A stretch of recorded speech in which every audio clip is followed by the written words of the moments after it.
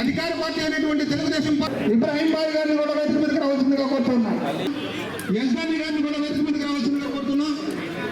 YSR Congress party నగర incharge మనందరి ప్రియతమ నేత ఎమ్మెల్సీ చంద్రశేఖర్ రెడ్డి గారికి ఇన్ఛార్జిగా ప్రకటించిన మొదటి రోజు నుండి ప్రతిరోజు ఆయన నూతన కార్యక్రమాలు అలాగే ఈ కూటమి ప్రభుత్వం అనుసరిస్తున్నటువంటి అనేక ప్రజా వ్యతిరేక విధానాలని ఆయన ప్రతి ఒక్కటి ప్రశ్నిస్తూ ముందుకెళ్ళి తనదైన శైలిలో ప్రజలందరికీ కూడా అందుబాటులో ఉంటూ కష్టపడే ప్రతి ఒక్కరిని కూడా గుర్తిస్తారు.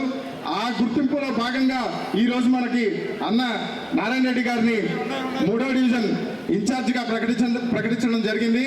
నేను మొదటి రోజు నుంచి కూడా ఫుల్ టైమ్ గా నేను వైఎస్ఆర్సీపీ క్యాడర్కి కానీ కార్యకర్తలకు కానీ ఇంకా వేరే పని పెట్టుకోకుండా అందుబాటులో ఉండడం కానీ వారందరితో పాటు నడవడం కానీ జరుగుతూ ఉంది. భవిష్యత్తులో కూడా నేను దీని ఒక బాధ్యతగానే తీసుకున్నాను. నాకేదో ఎమ్మెల్యే కావాలి లేదా ఇంకొక పదవి అట్లా ఏం అనుకోవట్లేదు. జగన్మోహన్ రెడ్డి గారిని మళ్ళా మరొకసారి ముఖ్యమంత్రిగా చేసుకోవాలి.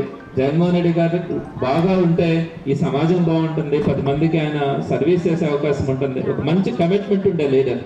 చంద్రబాబు నాయుడు గారు ఎంత మోసకారో ఎంత అబద్ధాలు చెప్తారో మనం కల్లారా చూస్తా ఉన్నాం. మళ్ళా మరొకసారి ఇప్పుడు తెలిసింది జగన్మోహన్ రెడ్డి గారి యొక్క గొప్పతనం కానీ జగన్మోహన్ రెడ్డి గారు ఎంత కమిట్మెంట్ ఉండే లీడర్ అని. నేను నారాయణ రెడ్డి గారికి కూడా ఒకటే చెప్తా ఉన్నాను, మనం పేదవాళ్ళకి సామాన్యులకి అండగా ఉండాలి. జగన్మోహన్ రెడ్డి గారి కమిట్మెంట్ కూడా అదే. మనం వారి దగ్గరికి వెళ్ళాలా, ఎక్కడైతే మనతో మన పార్టీని నమ్ముకొని మన పార్టీ అంటే అభిమానంగా ఉన్నారో వాళ్ళని మనం దగ్గరగా తీసుకోగలగాలి, వారితో పాటు నడవగలగాలి. కానీ నేను ఒకటే చెప్తున్నాను, మన దగ్గర ఒక 7 మంది కార్పొరేటర్లు మిగిలినారు. చాలా నిజాయితీగా వాళ్ళు జగన్మోహన్ రెడ్డి గారి మీద నమ్మకంతో నిలబడినారు. వారందరికీ కూడా ఒక మంచి భవిష్యత్తు ఇవ్వాలా. ఆ తర్వాత వీళ్ళు ఎవరైతే వెళ్ళిపోయినారో వాళ్ళ స్థానంలో కొంచెం మంచి వాళ్ళని మనం పెట్టుకునే అవకాశం కలిగింది. అదే వాళ్ళే కనుక ఉండుంటే ఈ డివిజన్స్ లో మళ్ళా మీ అందరూ ఉత్సాహంగా కూడా ఉండుండే వాళ్ళు కాదు.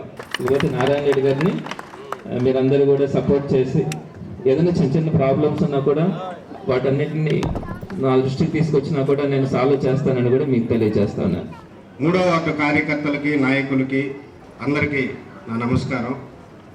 అన్న, నాకేదో అధ్యక్షుడని పదవి ఇచ్చిందని నేను ఎక్కువ కాదు, మీరు తక్కువ కాదు.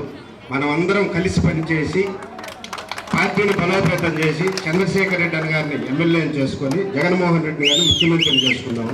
అలాగే ఒక ముఖ్యమైన విషయం, ఈరోజు ఈ ఆత్మీయ సభ ఇంత దిగ్విజయంగా జరగడానికి 3 వ్యక్తులు ఉన్నారు. రామచంద్రారెడ్డి అన్న, హరిబాబు అన్న, అలాగే మా అభిషేక్ రెడ్డి అన్న. వీళ్ళు 3 లేకుంటే ఈ సభను నేను ఇంత దిగ్విజయంగా జరపలేను.